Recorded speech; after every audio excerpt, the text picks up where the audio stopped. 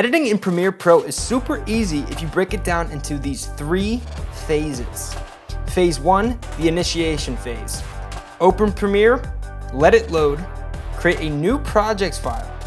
Rename your file and don't worry about any of these settings because they're most likely already perfect. If your Premiere looks different than my Premiere, switch between these different windows until it looks like mine. Create a new folder for our footage, rename it to whatever you want, drag and drop your footage into the project container, click this sticky note and click Sequence. Match your settings with your camera settings or just match it with mine here and boom, we are ready to edit. Now take your clip and drag it into the timeline. Now press C on your keyboard to bring up the cut tool. Click where you want to cut. Now press V on your keyboard to bring up the select tool.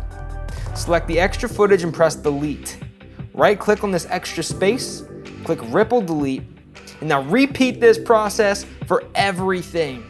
Maybe add some music. Press T to bring up the text tool, click somewhere in the window, start typing. You can edit the text here.